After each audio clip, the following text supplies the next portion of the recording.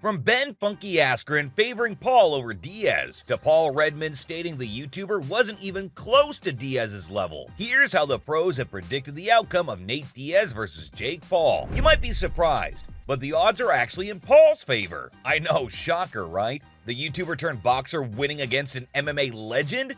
Seems highly unlikely, but then again, he annihilated Anderson Silva too. And that guy held the record for the longest UFC title reign in the championship's history. And although ever since his loss, the former middleweight champion has always been very vocal about his support for the problem child, he has a different opinion this time. Having had first-hand experience with Paul's skills, he believes Diaz has the upper hand. While talking to Fight Hub TV, he started by acknowledging Jake's skills. He mentioned that the 26-year-old was very smart, had been training a lot, and that people needed to respect his efforts. It was hard to bet on one person since they're both good fighters. Since the fight was not about just power, but about timing also, Diaz takes the cake. I mean, they're both outstanding, but if comparisons have to be made, Nate is better.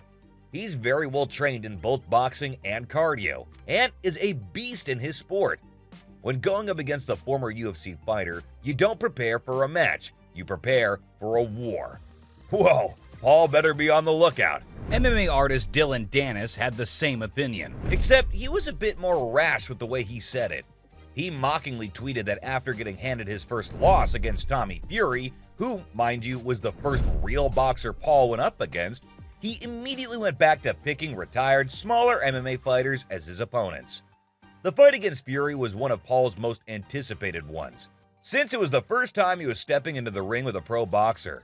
All of his previous opponents, be it Anderson Silva, Tyron Woodley, or Ben Askren, and now Nate Diaz, are former fighters. Not to mention, they all have a notable size difference compared to the YouTuber. Keeping that in mind, fans weren't ready to accept the 26-year-old influencer as a proper boxer until he went up against someone of his size and expertise. And after losing against Fury, his career is under more speculation than ever. So coming to the first setback in his career, the social media star will do anything it takes to bounce back. But many people who believe Paul should stick to YouTube have grudgingly taken Diaz's side, including Conor McGregor, who thinks the former welterweight champion will slap his head off him, and that he looks forward to it. Damn, McGregor has gone up against him twice. Although he lost the first fight by submission, he won the rematch by decision. So he has a good idea of what Diaz is capable of. Sean Strickland, the former King of the Cage middleweight champion, thinks the whole match is one big joke. He mentioned that it was a clown show, and although both of them can go ahead and make money off of it, the fact that a retired 155er is fighting a juiced TikToker at 185 who lost to a recreational boxer, Tommy Fury, was ridiculous. Now, before all you Paul fans watching this start bawling, not everyone thinks he'll lose. His previous opponent and former Bellator champion Ben Askren predicted the opposite, saying that Nate's fans were gonna throw a fit after Paul defeated him. Not gonna lie, the fact that most of the influencer's previous opponents only have good things to say about him speaks volumes about the kind of fighter he is. I mean, who compliments someone who's defeated them before? Especially in the world of combat sports. That's a rare occasion. Nolan Hernandez also sided with Paul, saying that no matter how much everyone claims, Diaz cannot box. But if so many people think Nate is way overqualified for this match, why are the odds in Paul's favor? Both the athletes come from very different backgrounds. While Paul has built up a reputation as a YouTube star turned boxer, Diaz is a former UFC fighter with a formidable record. The 26-year-old has skyrocketed to the top in a very short time, with an impressive 6-1 record. Although he was extremely underestimated at first, he's slowly scraping his way out of that assumption, as his power, speed, and accuracy in his bouts prove he's a dangerous opponent for anyone who steps into the ring with him.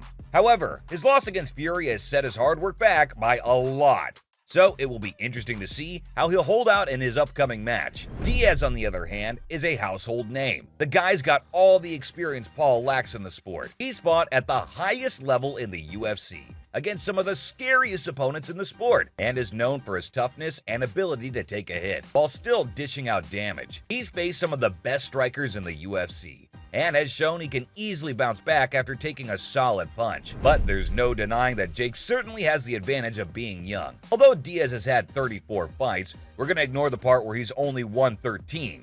And he's not exactly in his prime at 37 years old. Not to mention, he's a martial arts expert. but boxing?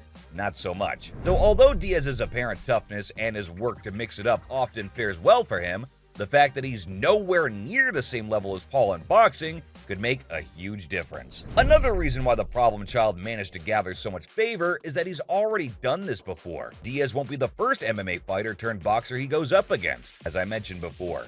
He's defeated plenty of them before, like Ben Askren, Anderson Silva, and Tyron Woodley. Now, Diaz has a significant edge in combat sports experience, but then again, so did Paul's previous opponents, and that didn't turn out well for them. Being two completely different sports, you can't nail one and expect to be just as good in the other. While Jake is still in the early stages of his career, he's proven himself to be a skilled boxer. The social media star had been nitpicking for a fight with Diaz since the very beginning, and after years of trash talking and throwing insults at each other, the two finally settled on a date to sort out their grudge with their fists instead of their words. The two have been into quite a few media altercations, and while Paul is famously known for his trash-talking skills, the Stockton G isn't one to take it lightly. So besides having the opportunity to pound each other in the ring, the two will make some major bank from this. The upcoming grudge match will take place on August 5th, 2023 in Dallas, and is an extremely anticipated showdown being labeled as the biggest fight of the year.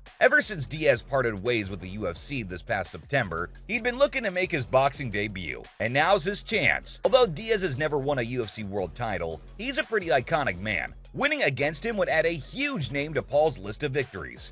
So there's a lot at stake for him, especially since he's looking to make a comeback after his recent defeat against Fury. If he loses yet again, it's gonna give critics another reason to tear his career apart. I mean, the guy couldn't win against a pro boxer, but now he's falling behind and fighting older, retired MMA guys too. The loss against Fury was a major setback for him, completely turning the bias against him for future matches. MMA artist Paul Redmond is under the same impression. He mentioned that Jake got destroyed by an average boxer like Tommy Fury. Meanwhile, Nate has been sparring against real boxers for the last 15 years and has a granite chin and cardio for days. He also said it made no sense for people to side with the YouTuber. Why am I seeing a lot of people post a handy win for Jake Paul? Am I missing something? But looking on the bright side, if he manages to win, and that's a big if, it's safe to say it would be a massive stepping stone for his reputation. Meanwhile, there's a lot on the line for Diaz too. After leaving the UFC the way that he did, he can pretty much wave his career goodbye if he loses to a YouTuber. There's no way Dana's letting him back in after that. Don't get me wrong, Diaz is that guy, the ultimate G. The sport doesn't react well to champions losing a match. I mean, look at Tyron Woodley and Anderson Silva. Even though they were some of the most dominant champions of their time, they lost a match, and their reputation took a huge hit. I mean, they're still legends, but no one cares about them anymore. Losing to Jake Paul would quite literally cost Diaz his entire career, and especially after being considered as the big bad guy by the entire UFC community for years, losing to an internet sensation with nowhere near the same experience as him? Yeah, I don't even want to imagine how bad the reactions would be. With both of them looking to make their next big break, it'll be interesting to see which one of them is more desperate for it. From Paul Redmond stating the YouTuber wasn't even close to Diaz's level, to Ben Funky Askren favoring Paul over Diaz. That's all for what the pros predicted for the outcome of Nate Diaz versus Jake Paul.